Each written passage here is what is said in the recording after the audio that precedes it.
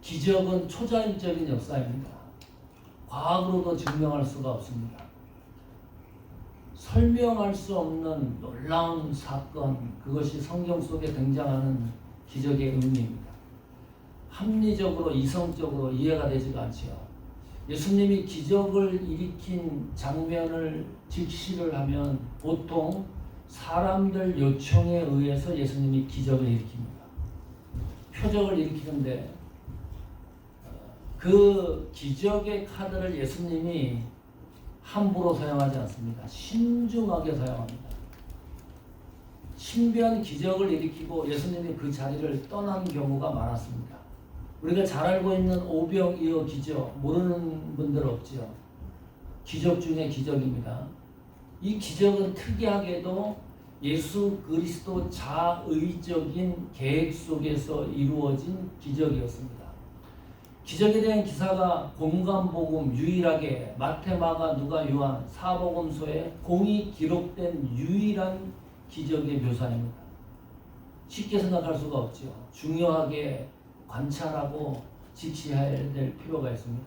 이 오병이어 기적 첫 번째로 기억해야 될 것은 이 기적이 일어나게 된 배경, 환경입니다. 6월절이 가까워 왔을 때 일어났습니다. 요한복음 6장 4절에 보면 이렇게 기록합니다. 마침 유대인의 명절인 유절이 가까운지라 그랬습니다. 6월절이 어떤 절기죠? 출애굽한 날을 기념하기 위한 절기입니다. 전국에, 그 나라를 벗어나서 흩어져 있던 이스라엘 백성들이 예루살렘으로 모여듭니다. 이 절기를 지키기 위해서. 그때쯤 오병이어 기적이 일어납니다. 5,000명이 어떻게 모였을까? 5,000명이 아니죠. 성인 남자 5,000명이고 어린아이들 여성까지 합치면 10,000명 이상이 모인 건데 이 숫자가 도대체 어디에서 등장했을까? 6월절 명절이 가까운 것을 생각하면 숫자적인 그 의심을 해소할 수가 있습니다. 요세푸스 역사가가 기록을 했는데요. 6월절에 대해서 이 절기 때는 약 200만이 모인다 그래요. 예루살렘에. 숙박업소하고 식당은 1년 장사를 다 하는 겁니다. 하나님 앞에 제사하고 제물 드리는 양이 25만 마리가 사용이 됩니다. 양을 끌고 오지 못하면 양을 사야 되잖아요. 제물을 사야 되잖아요. 예루살렘 근방에서. 보통 절기가 아닙니다. 그 6월절이 가까운 시점에 오병이어 기적이 일어났습니다. 빈들에서 일어났습니다. 자, 또 한 가지 의문을 해소해야 될 부분이 있습니다. 그렇다면 이렇게 많은 사람들이 예수님을 따라갔는데 그 따라간 사람들의 성향이 어떤 사람들일까? 어떤 사람 부류가 예수님을 쫓아갔을까? 그 빈들에 적어도 10,000명 이상이 모여 있었는데 그 사람들의 성향은 어떤 것일까? 성경이 이렇게 얘기를 해요. 요한복음 6장 2절입니다. 큰 무리가 따르니 이는 이방 병인들에게 행하시는 표적을 보미로라. 거기에 모였던 사람들은 예수님이 병자를 고친 것을 표적을 기적을 목도했던 사람들이 대다수입니다. 그리고 그 사실이 입으로 전파가 돼서 들었던 사람들이 몰려왔던 사람들입니다. 그러면 거기에 모였던 사람들의 관심은 예수님이 일으킨 기적입니다.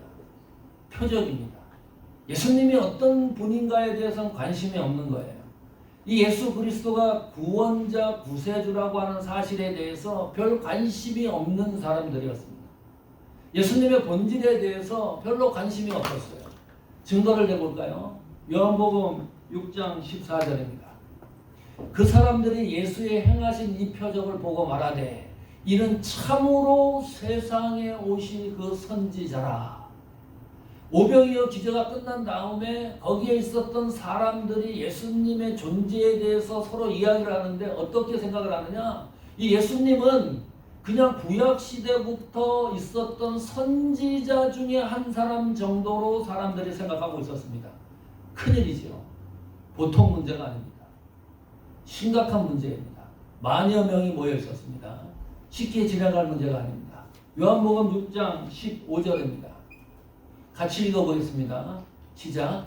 그러므로 예수께서 저희가 와서 자기를 억지로 잡아 임금 삼으려는 줄을 아시고 다시 혼자 산으로 떠나 가시니라.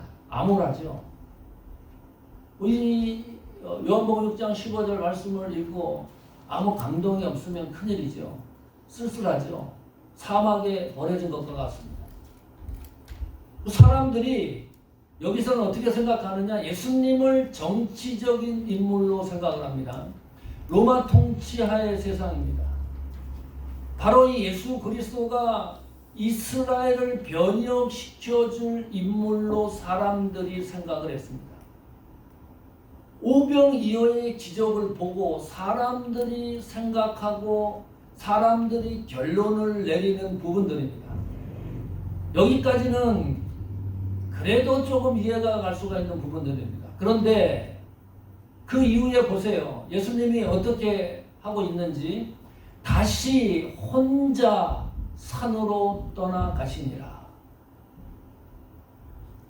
오병이어를 일으켰던 주인공이 사라진 거예요. 영화가 아직 끝나지 않았는데 주인공이 스크린 밖으로 나와가지고 얼른 사라져버린 거예요. 예수님 제자 중에 어떤 사람도 한 사람도 예수님과 동행하지 않았다. 예수님과 함께 떠나는 제자들도 없었습니다. 그냥 예수님이 혼자서 산으로 떠나가시니라. 그 뒤의 광경을, 그 뒤에는 어떤 일이 벌어졌을까 짐작해 보십시오. 그냥 예수님이 떠나갔어요. 그냥 산으로 떠나갔습니다. 혼자 그 장소를 완전히 벗어난 상태입니다. 옛사람이 볼 일이 아니고 가슴 아픈 부분입니다.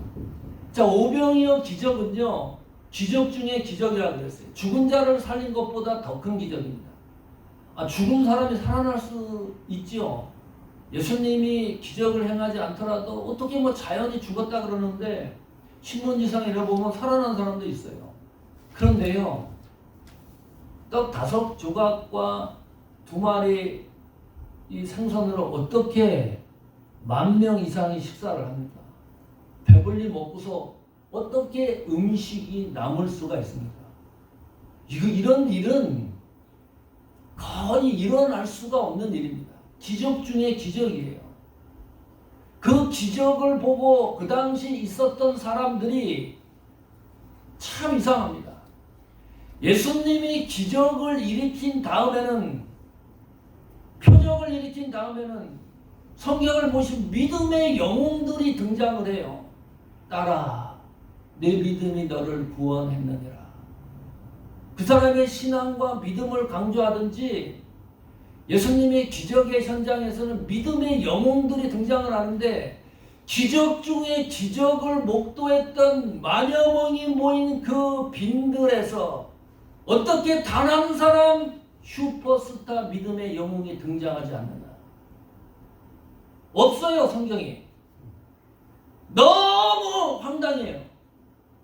엄청난 기적에 어떻게 그 사실을 보고 예수님이 나의 구세주로 믿는 사람에 대한 기록이 공관복음, 사복음서에 없어요.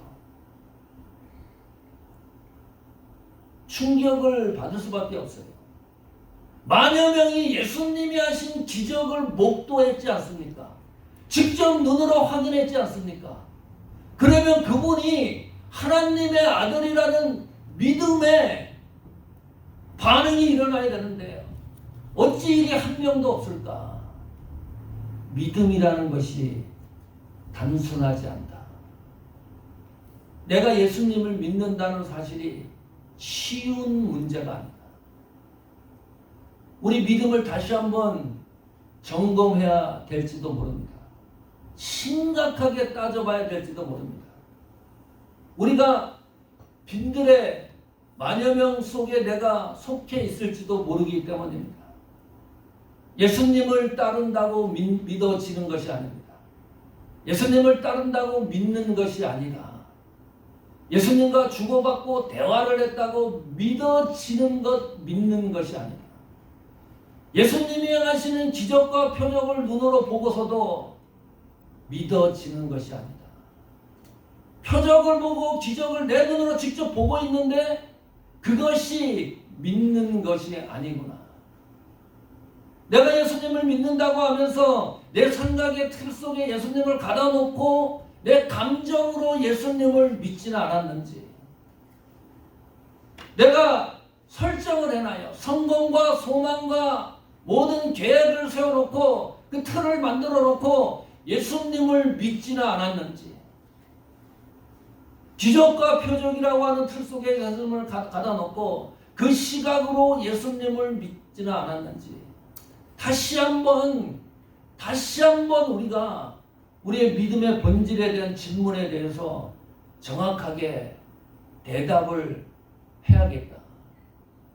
오늘 이 오병이어 기적의 배경에 드러나는 여러 가지 정황들을 살펴보면서 이 가슴 아픈 일이에요. 그거 10,000명, 5,000명이 중요한 게 아니구나.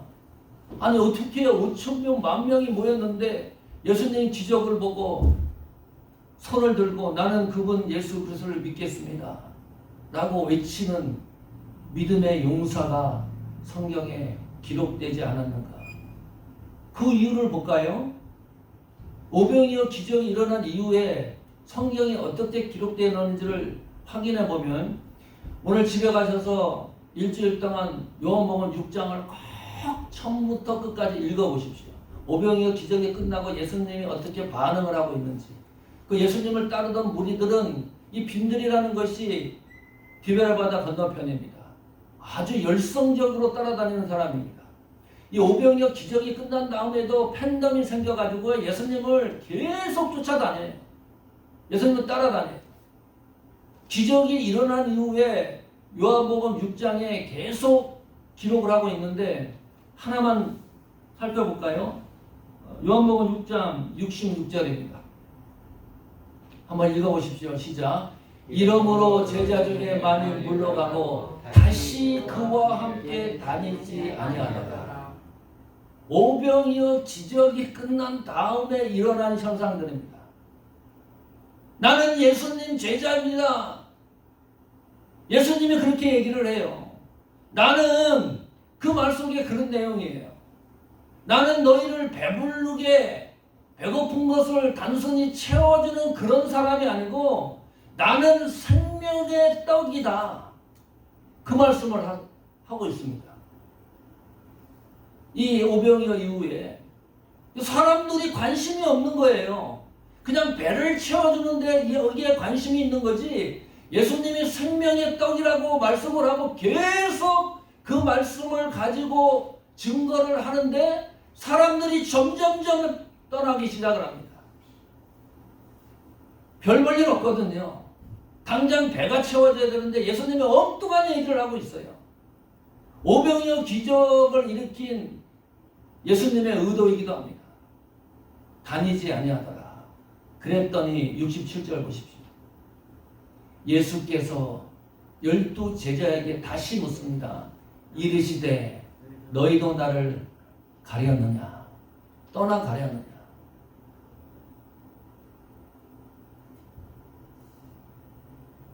요한복음 20장 31절 보십시오. 같이 읽어보겠습니다. 시작. 오직 이것을 기록하면 너희로 예수께서 하나님의 아들 그리스도임을 믿게 하려 하며 또 너희로 믿고 그 이름을 힘입어 생명을 얻게 하려 함이니라.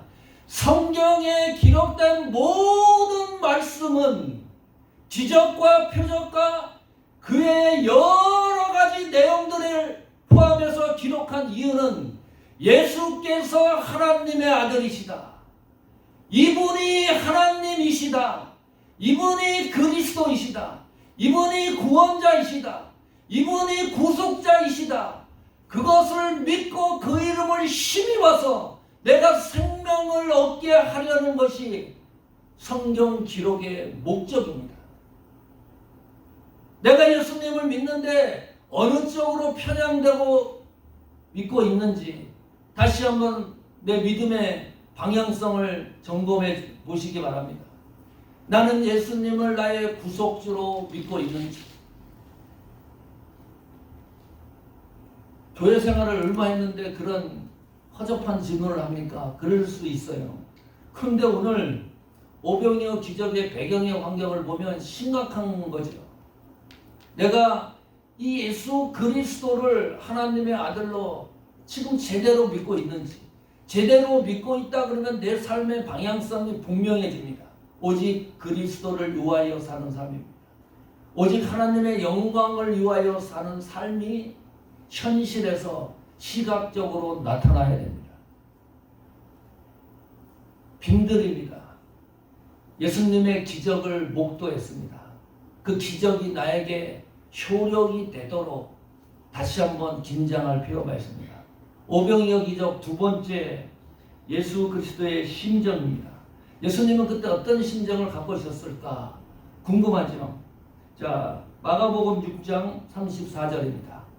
한번 읽어보겠습니다. 오병이어 기적이 일어났던 예수님의 심정입니다. 시작. 예수께서 나오사 큰 무리를 보시고 그 목자 없는 양 같음을 인하여 불쌍히 여기사 이에 여러 가지로 가르치시더라. 예수님에게로 오는 수많은 사람들을 예수님이 보고 예수님은 어떤 마음을 갖고 있냐 하면 목자 없는 양 같음을 인하여 불쌍히 여기셨다. 잘 살피셔야 됩니다. 예수님이 거기에 있는 사람들을 불쌍히 여기셨다. 이 불쌍히 여겼다는 말은 긍휼히 여기셨다. 옛날 우리말 성경은 민망히 여겼다. 그렇게도 번역을 하기도 했습니다. 이 불쌍히 여긴다, 긍휼히 여긴다, 민망히 여긴다는 말은 그 사람이 가지고 있는 고통과 아픔을 내 것으로 느끼는 것이 긍휼입니다. 나의 고통과 아픔을 하나님이 똑같이 느끼는 거예요. 그것이 긍휼입니다. 그렇다면 오병이어와 같은 기적이 일어나는 경우는 하나님이 우리를 긍휼히 여기어야만 일어나는 일입니다.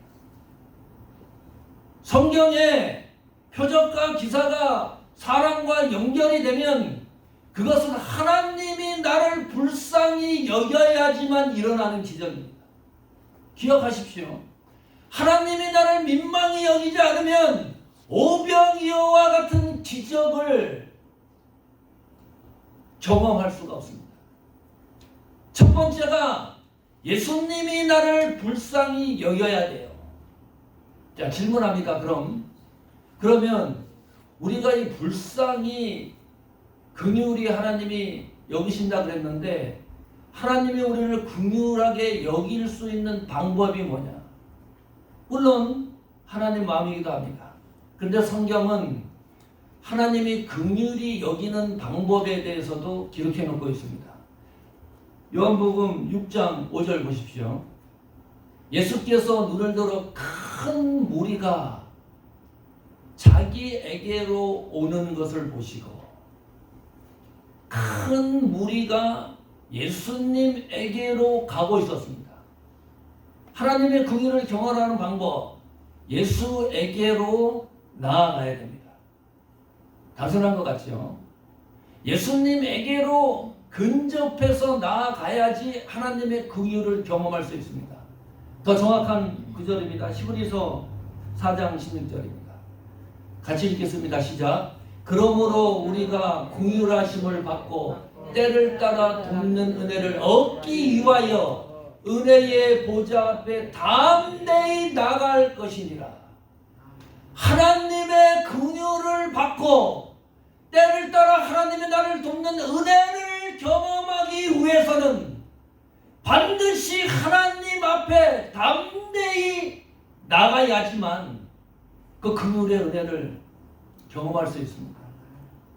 하나님과 최근접거리로 가는 거예요. 예수님과 최근접거리로 나아가는 겁니다. 이건 내가 나가야 돼요. 내가 움직여야 돼요. 가만히 있으면 점점점 하나님과의 거리가 멀어지게 되어 있습니다. 더 쉽게 다른 방법으로 그러면 목사님 하나님께 나아간다는 것이 어떤 겁니까? 구체적으로 생각해 볼까요? 요즘 물가가 많이 올랐습니다. 페트병, 병, 그리고 또 뭐가 있죠? 캔. 그거 갖다 팔면 저희 같은 경우 오래전부터 했는데 물가 오르기 전에는 20불이 안 돼요. 3개월 모아가지고 애들이 먹는 거 뭐 이런 거 해서 그거 가지고 20불도 안 되는 거 가지고 뭐 보태서 불이익도 돕고 또 선교 헌금도 하고 그래요. 요즘은 이제 바뀌었어요. 우리가 그걸 팔아서 우리 교회 건축 헌금으로 드립니다. 놀라지 마십시오. 목사님 택도 없는 소리. 아니 세 달에 20불 30불 나오는 거 가지고 무슨 건축 헌금을 드린다고 해서 대단한 일입니까? 그렇게 만약에 여러분 생각하고 있다 그러면 오늘 오병이의 기적을 아주 우습게 생각하는 겁니다. 씨를 심는 거예요. 이제 나중에 오늘 9월 11일 날 목사님이 주일날 이 녹음도 되고 있는데 이렇게 얘기를 했습니다. 아 그때 그 말이 맞다 진짜. 하나님의 그 오병이의 기적은 이렇게 일어나는 거구나. 제가 우리 천변 원사님이 수요일날 봉지를 가져와요. 거기에다 한 목다리, 두 봉지, 세 봉지, 어떨 땐 네 봉지도 갖고 오고 가져오세요. 그 지지난주에 갖다 팔았더니 29불이 나왔어요. 최고로 많이 나왔습니다. 지금 역대급입니다. 역대급 29불. 그리고 권사님이 또 도와주시니까 금방금방 되고 있습니다. 그 폐품 처리하는 데 가서 팔잖아요. 희한합니다. 렉서스를 타고 오는 사람이 있어요. 어떤 경우는 BMW 와서 그걸 팔아요. 이상하다. 우리는 프리우스 타고 가는데 어떤 때는 현대 투싼 타고 가서 그걸 팔고 있는데 생존형인 것 같지가 않다. 그 사람들은 뭔 의미가 있겠지요. 또 어떤 경우는요 보면 이 자동차가요 한 20년 30년 된 차 같아요. 완전히 고물차입니다. 거기에다가 이 폐품을 갖고 오는데 앞자리 뒷좌석 트렁크까지 꽉 채워서 갖고 와요. 그래서 팔고 살아갑니다. 또 어떤 경우는 자동차로 갖고 오는 게 아니고 자전거로요 그 검은 봉지 있죠. 쓰레기 봉투 큰 거 거기에 담아 가지고 와서 파는 사람이 있고 또 어떤 경우는 자동차 자전거도 없는 사람은요 걸어서 갖고 와요. 이 깡통 뒤져 가지고 이 우리 단지에서 와서 그렇게 하는 경우도 제가 목격을 했는데 하나 원칙을 서였어요. 그런 분들을 만약에 만나게 되면 그분들한테 이거 다 드린다. 드린 적도 있어요. 자전거로 걸어서 페트병 캔 이 병들을 모아가지고 파는 사람들은요 그것이 아니면 방법이 없는 겁니다. 살아갈 방법이 없기 때문에 그것을 하는 거예요. 방법이 없어요. 그것이 유일한 길이기 때문에 취직하면 그 일을 하겠습니까? 응? 자동차도 없이 무거운 거 짊어지고 와서 파는데요. 하나님 앞에 나아간다는 것이 그거예요. 내가 예수님을 믿는 이유는 내가 이 세상을 살아가는 이유는 오직 한 가지 방법밖에 없는 거예요. 예수님 밖에 없기 때문에 하나님이 그런 사람을 긍휼히 여기세요. 내가 이 세상 살아가는 목적과 방법과 삶의 의지가 다른 방법이 없어요. 오직 예수 그리스도 한 분밖에 없습니다. 다른 방법이 없기 때문에 그렇게 심중에 예수 그리스도를 믿는 성도들은 하나님이 긍휼히 여기신다. 이 긍휼의 은혜가 우리 상상을 초월하는데요. 마태복음 5장 7절 보십시오.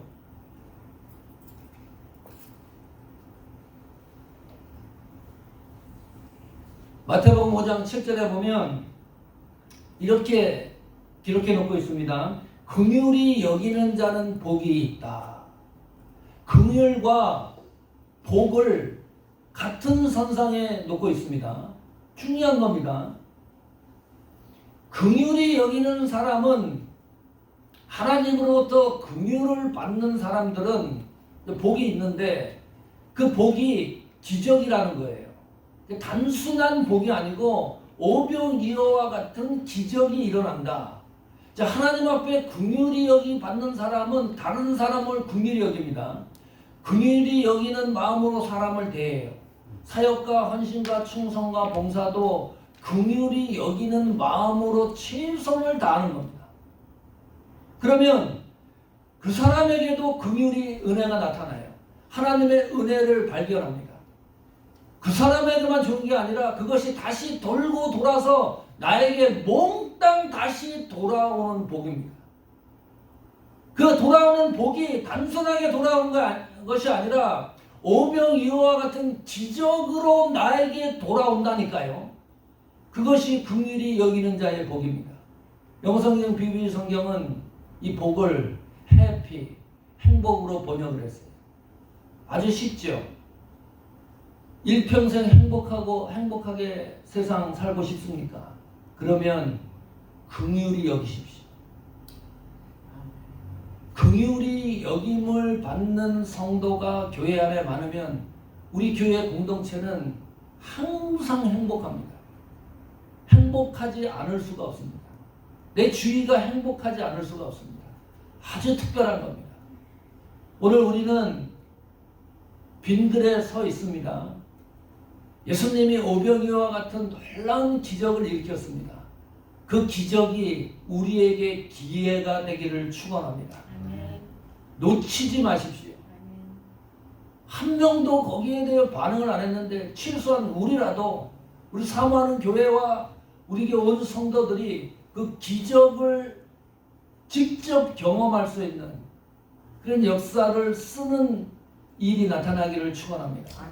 마지막 세 번째, 오병이어 기적. 그렇다면 예수님의 제자들의 반응은 어떨까? 그것도 궁금하죠.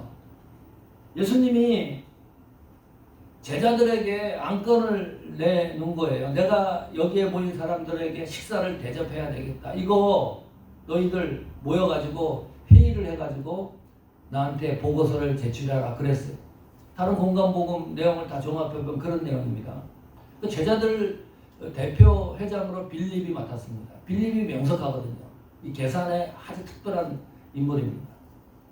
제자들이 여기에 만여 명이 모였는데 어떻게 예수님이 식사를 대접한다 그러냐?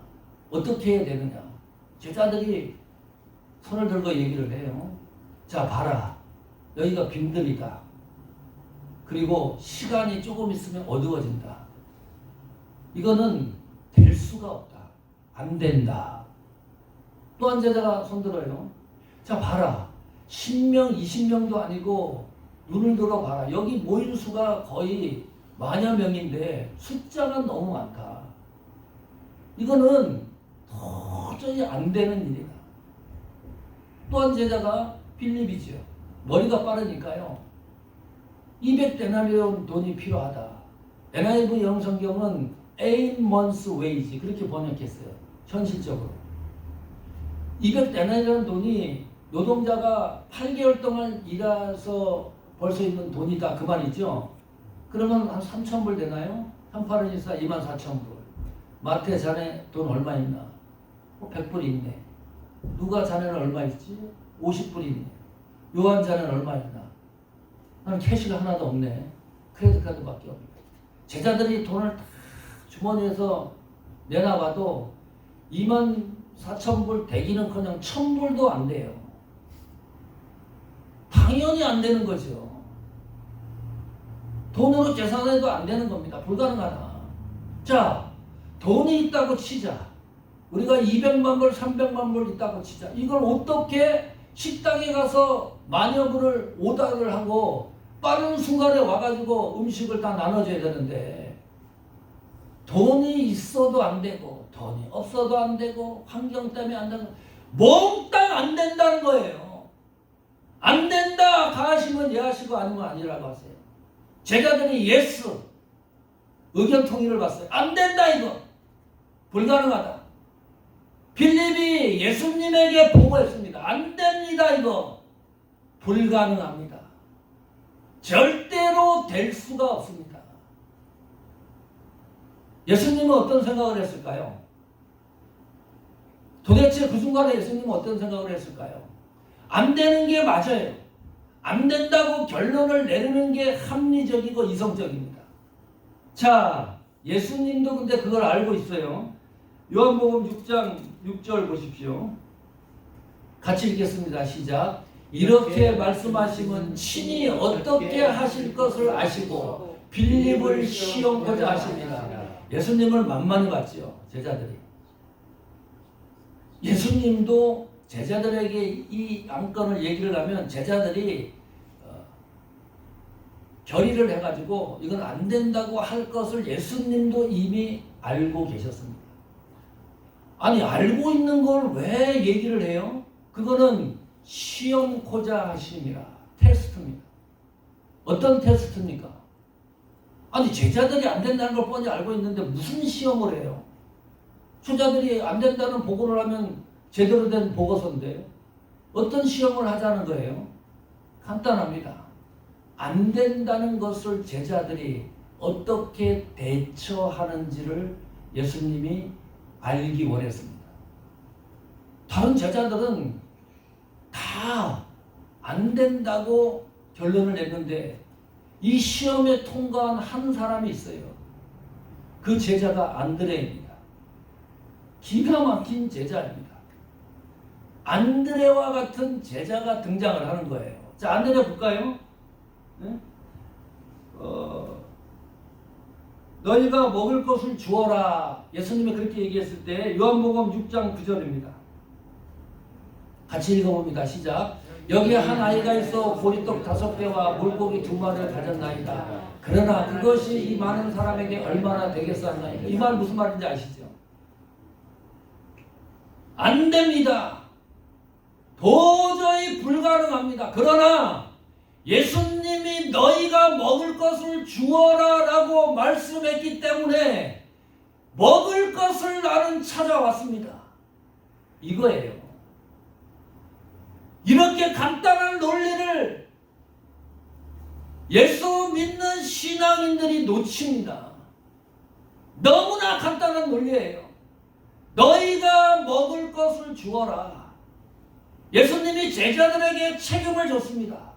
그러면 안드레처럼 먹을 것을 찾아봐야지요. 찾아보지도 않고 안 된다. 그 시험이 빵점이에요. 시험을 채점을 해줄 수가 없어요. 안 되는 것을 안 된다고 말했기 때문입니다. 안 되는 것을 안 된다고 말했기 때문에 그것은 하나님 앞에 죄가 되는 것이다. 왜 그런지 압니까? 예수님의 능력과 주권을 무시했기 때문입니다. 따라다니는데 그걸 몰라요. 안드레는 최소한 먹을 것을 가지고 찾아갔어요. 안 되는 건 알지만 예수님이 먹을 것을 주라 그랬으니까 먹을 것을 찾아서 가져간 거예요. 이게 무슨 말입니까? 예수님의 계획과 목적이 성취되는데 안드레의 헌신이 있었습니다. 다시 말합니다. 안드레의 헌신이 없었으면 5,000명을 먹이지 않을 수도 있는 거예요. 그런 기적을 우리가 경험하지 못할 수도 있다.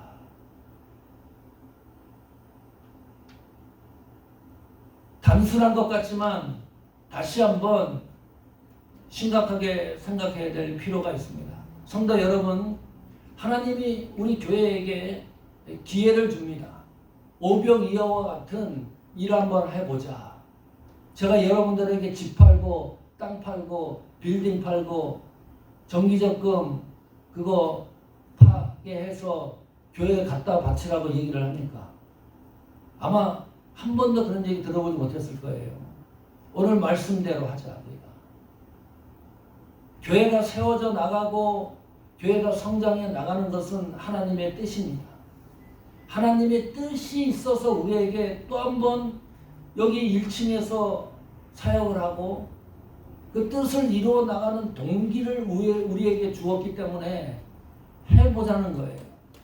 다시 움직여 보자는 거예요. 뭐 대단한 일 하는 거 아니에요. 2005년도에 에피보더 교회가 세워졌었습니다. 오래전이죠. 17년 된 거죠. 와이프가 일하는데 그때 우리가 올해 이제 처음 내려와가지고 뭐 아는 사람도 아무도 없었어요. 개척을 좀 해야 되겠다. 장소를 찾는데 뭐 우리 멤버도 없었습니다. 근데 와이프가 일하는데 우리가 목회자라는 걸 알았어요. 사장님이. 그래서 그 얘기를 한 거예요. 우리가 교회를 개척하려고 그러는데 장소를 찾고 있다. 자, 신기하죠? 그 성도가 있냐? 없습니다. 돈이 있냐? 없습니다. 그러면 도와줄 사람이 있냐? 없습니다. 없어요. 그냥 제로예요. 근데 개척을 해야 되기 때문에 공간이 이제 필요하다. 기도하다가 얘기를 했는데 아니 주인이 나보다 더 나서는 거예요. 나는 좀 가만히 있는데 이 주인이 난리가 난 거예요. 예배당을 찾아줘야 되겠다. 이 뭐 감동이 있는지 온 데를 다 수소문하고 찾고 찾는 겁니다. 나는 기도하고 있는데 아는 분이 라팔라하고 리치 체스뱅크 식당 2층에 30명 모이는 공간 빈 공터가 있어요. 그거를 빌려주게 됐어요. 그래서 시작한 거예요. 이상하죠? 참 이상합니다. 우리가 오늘 오병이어의 이 말씀을 들으면서요. 안드레와 같은 성도가 우리 교회에 많았으면 좋겠다. 뭐 큰일 하라는 거 아닙니다. 그러나 하나님 말씀대로 우리가 한번 움직여보자. 자, 안 되는 것이 많다. 불가능한 것이 많다. 이건 무슨 뜻이에요? 하나님이 우리에게 주실 오병이어와 같은 놀라운 기적과 폭과 질이 널려 있다는 거예요. 넓어진다는 겁니다. 내가 안 된다는 것은 하나님의 기적을 경험할 수 있는 기회입니다. 이거 놓치지 말자 우리가. 우리 뭐 교회뿐만이 아니고요. 우리 신앙에서도 마찬가지입니다. 여러분 안 되는 거 있습니까? 인생에 복잡한 거 있습니까? 불가능한 거 있습니까? 간단합니다. 그것은 하나님이 오병이어와 같은 기적을 나에게 경험해 줄 수 있는, 내가 경험할 수 있는 찬스라는 것을 놓치지 마십시오. 안 되는 걸로 낙마하지 마십시오. 안 되는 걸로 쓰러지지 마십시오. 안 되는 걸로 안 된다고 결론도 내지 마십시오. 오늘 오병이어의 기적을 통해서 사모하는 교회와 다시 한번 올 한 해 우리 교회 필요가 하나님의 기이한 은혜입니다. 그 기이한 은혜를 경험하며 나가는 겁니다. 이런 역사를 다시 한번 쓸 수 있는 그런 놀라운 사건의 실마리가 되기를 간절히 축원합니다. 아멘.